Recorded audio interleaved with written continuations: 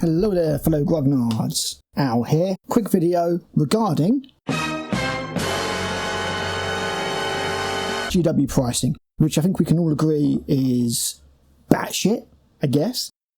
It's really all over the place, and I'm going to try and explain it a little bit based upon what I know regarding it.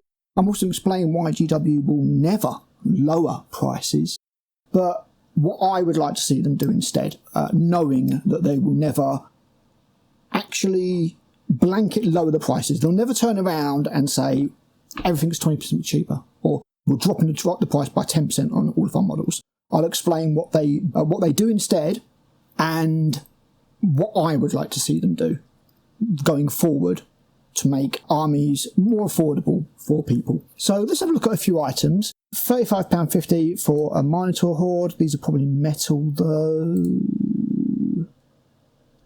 Nope, they're plastic. So 3 plastic Minotaurs, £35.50. 5 Terminators, £40. That's outrageous. That's £8 a model. But then 5 Krieg Engineers and this dude, £28. And obviously they're smaller, so you think that it might make sense. 6 Harlequin Troop Guys, £28. 5 Fire Dragons, £40. 10 Bloodletters, £26. Again, they're older models. They have still had their increases. They started out like 18 quid or something. 20 Death Rattle Skeletons, £40. So there's no real pattern that people can see regarding these things, especially when you get to characters. Venom's £26, £47 for this old plastic model there. Resin, £28.50. Fulgrim, 102 quid. So it's hard to spot a pattern regarding pricing for GW. And this is because pricing at GW is dependent upon a few different things.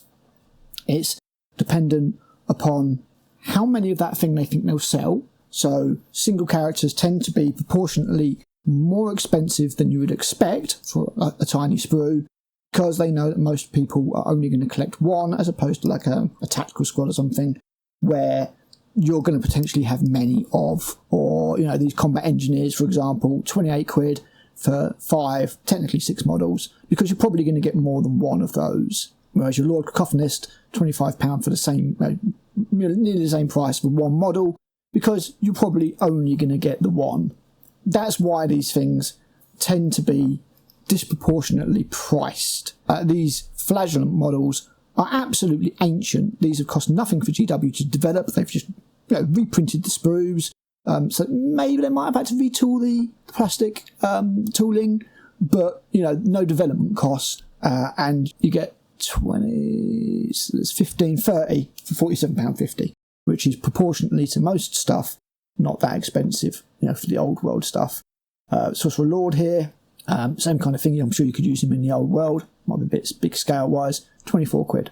So that's one thing that affects the pricing. Another one is development costs. Although the plastic, the raw material that GW use, and each individual sprue is ridiculously cheap to make, in fact it's probably cheaper than the packaging that the stuff comes in, there are development costs involved. As I said, you've got to do plastic tooling. That costs many thousands, tens of thousands sometimes, of pound per sprue, because they're metal steel moulds, and they have to be engineered to make sure that the stuff prints right. And if there's something that we can say with GW, is that they do have some of the best plastic technology for this type of model in the world. You very rarely get mould lines on new kits. They're jam-packed, not like the old days. I don't know if we can. Has this been retooled? Has there been plastic sprues? No, they've got rid of all their sprue picks. That sucks. But these models will likely, these old cannons will likely have gaps in the sprues that you can fit your fingers through. Nowadays, let's see if the Swooping Hawks have got. No, they've got rid of all the sprue picks. The Swooping Hawks will be jam-packed with little bits taking up every single little piece of sprue. And these are engineered, so that costs quite a bit of money.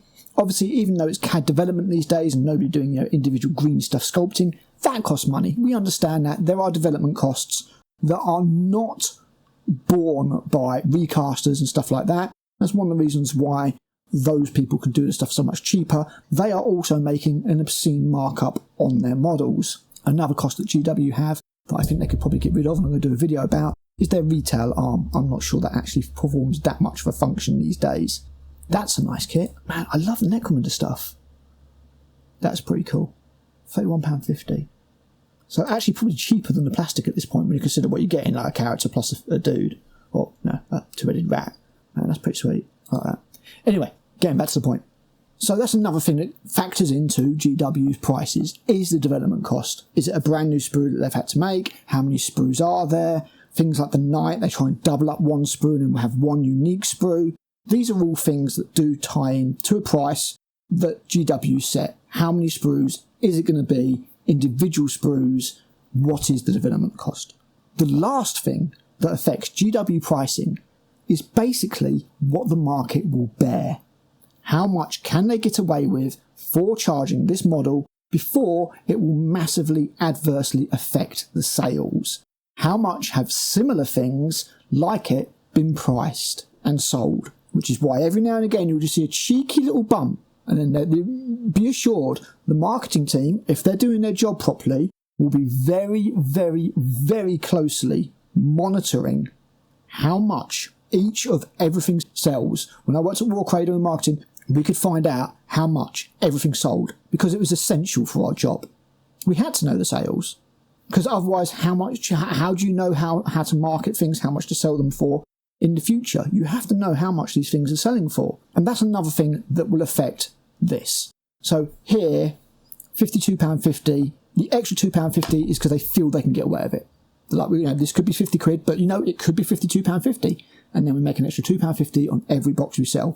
And the market will bear it because the old world stuff seems to be proportionately cheaper than the new stuff. And old world sells very well. And that's how they'll work out whether or not they can make an increase on a kit. The same as price increases.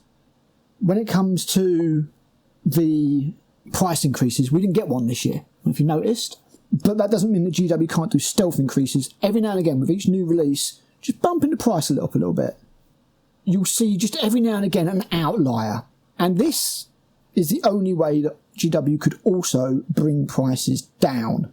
Bear with me here. GW attaches a value to every single kit that is sold.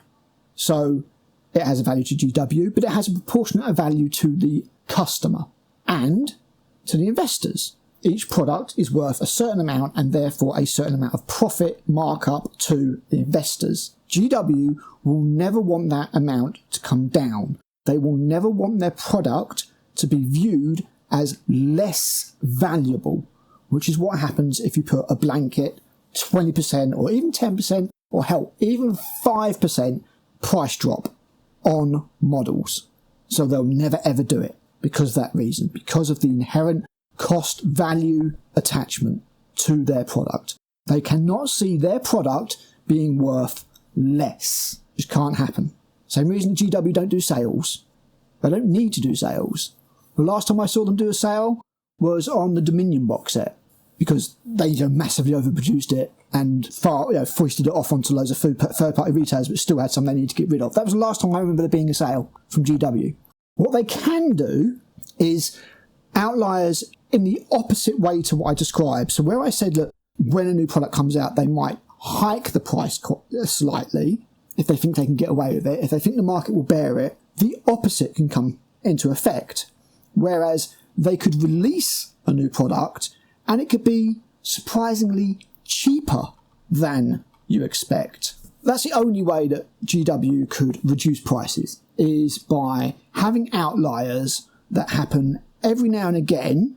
Something didn't sell particularly well at a price previously. Maybe we'll just nudge the price down by £5 on that release, but we'll never turn around with that thing that sold badly and drop the price on that or announce a blanket price drop because, again, the value would decrease. But we might just, the next release, maybe we'll just slightly nudge the price down a little bit and just see if it shifts a little bit better on the optics so that when we monitor the sales, we can see the increase because that's what they're looking for. And the CEO has already said that they want everything to sell out. So if something doesn't sell out, GW will be looking at that. And this is one of the reasons why you have a 40k tax, because 40k is more popular than Age of Sigmar. What do I mean by this? Here's your Emperor's Children Combat Patrol, £100 out of stock. sold out because relatively it's actually not a bad price compared to the individual sales. You make a good saving on that. If we look at the spearheads, actually spearhead, yeah, here we go. £87.50 for a comparable amount of models, army-wise. Look, you're getting the same kind of thing. Few squads, character. Few squads, character. All of them are £87.50 because this is what they have determined that the market will pay.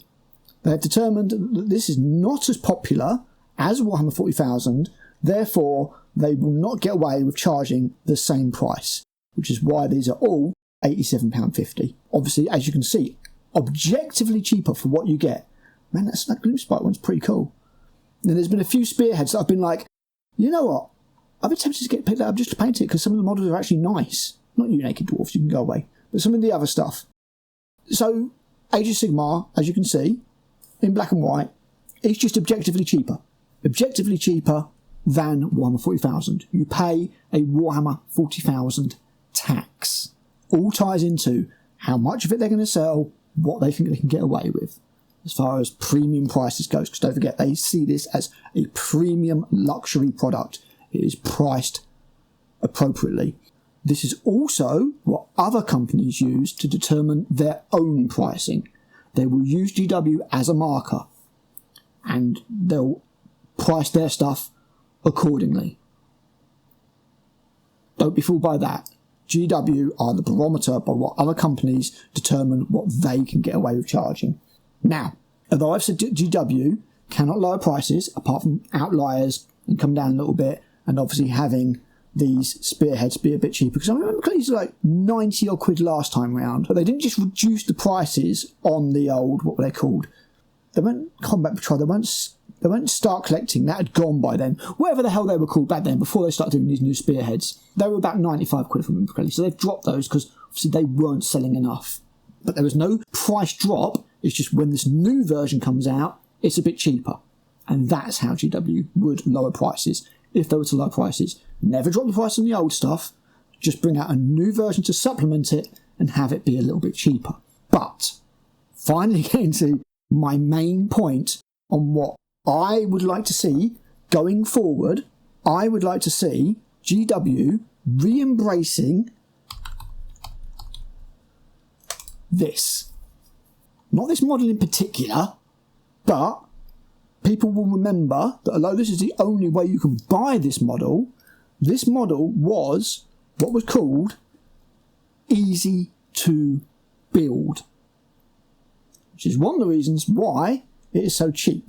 Because compared to most models of this size and of this type, this model has very few parts. Very few parts. You can see here that it's just two halves to the body, your tracks, your middle track, body, head, guns on the back. These were originally marketed as easy to build. And it was cheaper than this. I think it was about 15 quid when it first came out. So not a horrific increase. But yeah, these were great. They were snap fit. I'm pretty sure, yeah, you can see the holes and the pegs. So it's snap fit, so you could put it together without glue. And I would like to see GW do this. And the thing that I'd most love to see GW do this for, these spearheads or Start Collecting sets. Even though the spearheads are relatively good money, the combat patrols are not always great. Patrol. Okay, so let's have a look. So some of these combat patrols just, yeah, are not great. I'll pick the Astra Militarum one. I mean, it's just not a good combat patrol anyway. 2 units of horse, it was 1 unit of Kassakin. Like, no actual Astra Militarum troops at all. And the reason for that is, you know, the Astra Militarum troops are expensive. So if we go and look at the Cadians. So here's your Cadians. Here is your basic squad of Cadian shock troops that runs at like, I don't know, 70 points. Oh, look, you can see sprues in this one. See how good the sprues are these days?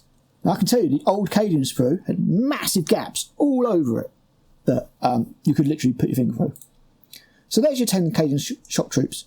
£31.50 for 10 models, which, you know, cheaper than most of their stuff, to be fair. And they're nice new models, so they cost money to develop. Still can't do women's faces to save their lives. But they're there. They're slightly cheaper.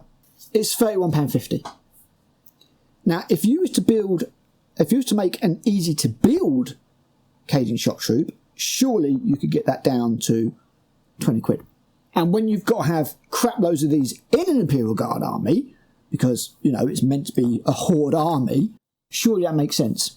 Surely a unit of Space Marine Intercessors, I reckon they're £37.50. No, they're 40 quid. Jesus Christ. Your troops for your Space Marine army, which admittedly that costs, you know, that's more points than the Cadians are by a lot, is 40 quid. That is bonkers. Just one unit of troops is 40 quid.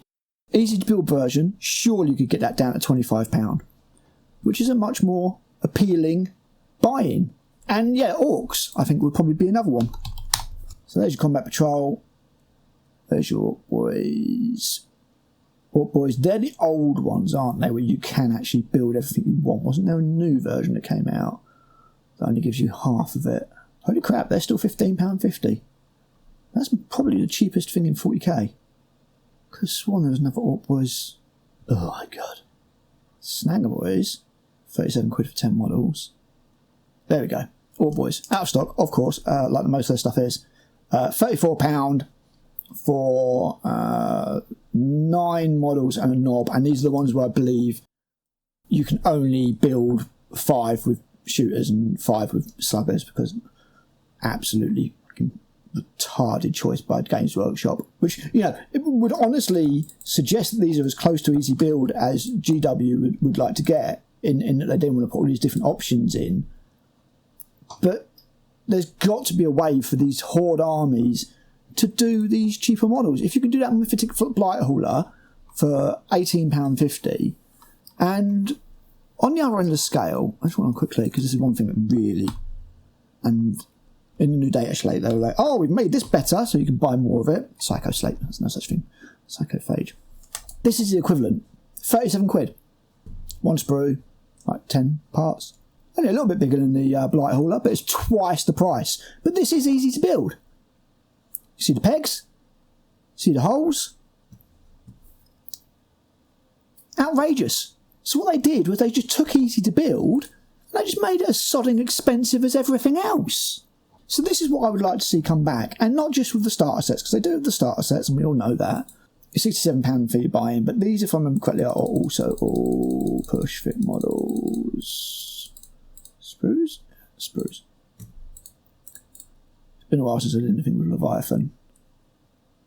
That is not actually... I see holes, so I presume these are... Yeah, there we are, there's pegs. So these are also push-fit models. And obviously, you know, this works out as a good deal. You know, you're getting, well, comparatively good deal. This is why the Combat Patrol for Space Marines was so egregious. That, all push-fit models, 100 quid. Absolutely disgusting. That should be like 50 quid. They've already made their money back easily on Leviathan. This is one of the other things that really winds me up, is GW take all these things into account when pricing their models, and then they do their starter set, and they're like, yep, starter set's what, 150 quid or whatever. And they still sell out, and they've obviously made all of their money back on those sprues really easily, and then they go out and bring out a Combat Patrol like this, and, you know, it's just the stuff from Leviathan, priced an outrageous price, probably to make the starter set look better, to be honest, because this is I think, minus the Librarian, what you got in the starter set. Let's go back real quick. Yeah, so you got your 5 Marines, Captain, Terminator, so no Librarian, and they're like, well, £100 for your librarian, you know, with a Librarian, or just lose your Librarian, get him separately, and get all this stuff for £67.50. So maybe it's been done that way to boost a starter set. I have no idea.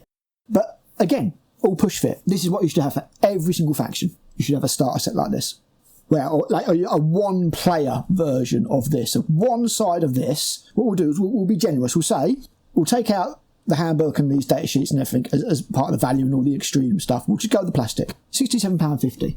Split that in two, okay? So you're looking at approximately £34. I will be super generous and I will say put that up to 50 quid. There is your price point. 50 quid for a starter set, and you get push fit models, and you get like 2 units of troops and a commander. We'll just say that. I mean, the Tyrannus one over here is ridiculous. Why nobody should ever buy a Psychophage. £37 for a Psychophage, £67.50 to get all the other stuff. I mean, maybe GW know that they'll never sell a Psychophage, at 37 quid. Maybe they know that. Maybe they just know. Maybe this is the biggest waste of time ever made, that somebody made a box for the Psychophage separately. That was a waste of the half an hour it took to get put together in Photoshop. It was a waste of time for the Chinese to print it and send it over. It's a waste of a tree, or a bit of a tree.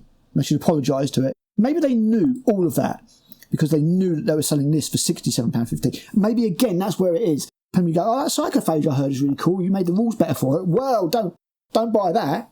Buy this. Extra 30 quid, you get all this other stuff on top. Maybe this is, I'm sure some of this stuff does tie into the choices that GW make. But my point is that with an easy-to-build hex system, there is no reason that everything could not be this price. And you don't make everything easy to build, because I realise, as well as anybody else, that that's going to put off the people who want to do these things as models and want to convert them. But the people who just want to get into it or play a game with their chosen faction, there should be an easy-to-build starter set for every single one. Every single one. And it should be like 50 quid. It shouldn't be a combat patrol for £100. Look at that. 100 quid. Yeah, you're making a saving, but that's your buy-in. That's not, that's, unless you're going to Adeptus Custodes, and that's a fairly decent chunk of points. It's not an army. That's not an army. It's pathetic. The only one looks slightly better because of the numbers. It's like the Imperial Guard. It's no good. It's completely useless. There's no bloody Imperial Guard in it. There's no troops. Combat control Bad Angels. Pointless. 2 units of free of these Sanguinary Guard, because I know they ain't going to shift them in the other way. Tactical Squadron Commander. Crap. He's got 2 transports in it. That ain't going to survive contact with 10th edition. 100 quid for your buy-in. And then paint, glues, clippers, books. £37.50 for a codex that's out of date in like a month, or whenever the next data slate rolls round. No thanks. Absolutely bonkers. So this is why GW is constantly warring with being the modelling and the gaming, because the people who are interested in the gaming don't give a fuck how complicated the models are. They just want to put stuff on the bit of field. They don't need to be these multi-part things. This is for the modellers. And the people that you wanted to get into the game, I don't think they need to have these full kits. I don't think they're necessary. This one also completely crap. Look at it. It's rubbish. Genius of the Cults. No point in that at all. Genius of the Cults is a horde army. You've got a horde army there without a horde. And the worst thing with this is they had the overkill sprues. You could just put the overkill sprues in there. It costs bugger all. Just put the contents of overkill in there. You've got much better combat patrol for... I think combat patrol is one of those things where it's a nice easy way to play the game, but the points cost doesn't match. They still want to gouge for that amount of money. They still want that ounce of blood out of you. Maybe they're pricing themselves up against consoles and things like that. That's always used to be the thing back in the day. And obviously you get out of what you put into it. So, each of these boxes could represent hundreds and hundreds of hours of enjoyment. Absolutely. I'm not going to argue with that. But I'm just going to say there's got to be a better way. There's got to be a better way. And I would like to see easy to build versions of these boxes priced at around about 50 quid. And as I said, that's being generous over the starter set, splitting the starter set in half. And I understand there's cost involved with that. But I think the buying for GW is just, prohibitively expensive. And they price it as a premium product, but they will never lower the prices. The prices will never blanket come down. So that would be my solution. My solution would be to do easy to build versions of a starter for each faction that you could buy for 50 quid. Just literally, not everything. Just literally a type of troops, a commander, and maybe like a support creature, like the Mythic Light Hauler, or like a Space Marine Dreadnought. And just give back in the day, the easy to build Space Marine Dreadnought Redemptor, they did it back with the one before Indomitus. Dark Imperium had one weapon type, but it cost like 25 quid, not 40, whatever the hell it is, for a Redemptor these days. £47.50, Jesus. So yeah, it was like, nearly half the price of this, but you only got the one weapon rather than, the different options, and it was many, many less parts. And that was fine. And that was what they put into the old part works as well. So there's loads of these easy to build. Some of the combat patrol part work is fairly daunting in places, I think. Quite a lot of those models are got all the options and all the parts and all the bits. And I just like to see GW embracing easy to build, but not taking the piss like that. That is absolutely bonkers at 37 quid. That is like half the price, and it's not half the size, it's not that small. So basically, yay this, boo this, more of the previous, the former, please.